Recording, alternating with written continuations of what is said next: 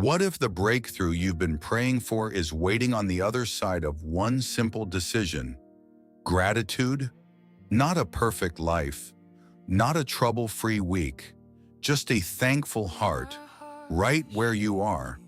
Because sometimes the most powerful thing you can say in a storm is simply, "Lord, thank you." And that right there is where Psalm 104 comes alive. Enter his gates with thanksgiving and his courts with praise. Give thanks to him and praise his name. Psalm 104. There is a spiritual doorway called thanksgiving, and God himself says, "Enter," which means you are not helpless, you are not locked out, and you are not forgotten. You have an access key, and that key is gratitude. Too often, we wait for everything to be perfect before we thank God. We wait for the healing to manifest, the bills to get paid, the anxiety to disappear, the relationship to get better. But Psalm 104 teaches us something radical. Thanksgiving is not a reaction, it's a weapon. When you thank God in the middle of confusion, you're declaring, "I may not see the full picture, but I know who is holding it." When you praise God while tired, stressed, or overwhelmed, you are choosing faith over fear. Sometimes the enemy is not after your peace.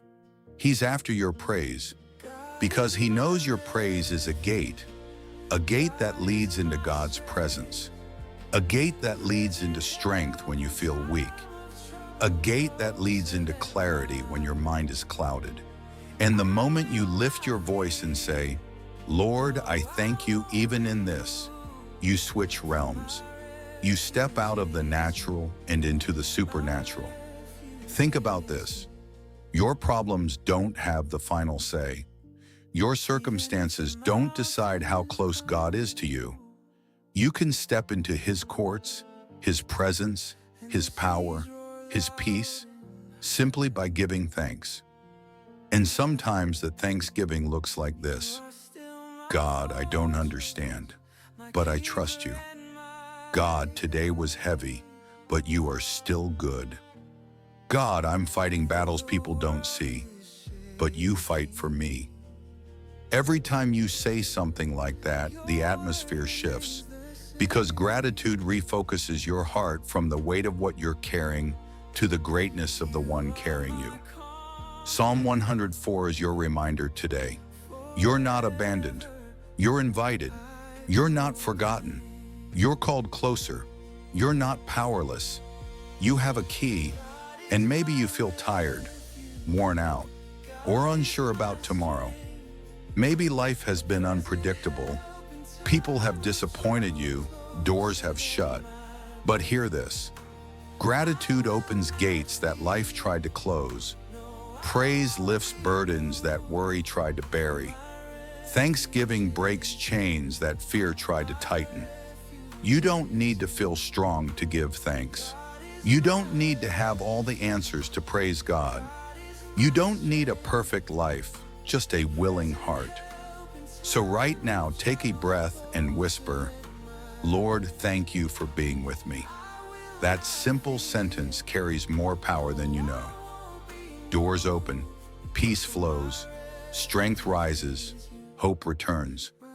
Because Thanksgiving is not small, it's spiritual warfare. It's a declaration that God is still in control.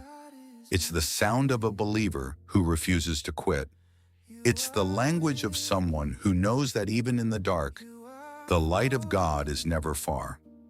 So today I speak this over you. May God restore your joy. May he lift the weight off your shoulders. May he fill your heart with peace that doesn't even make sense. May he remind you that you are loved, chosen, and carried by his grace. Walk through the gate today. Enter with thanksgiving. Step into his courts with praise. Your Father is waiting, not for perfection, but for your heart.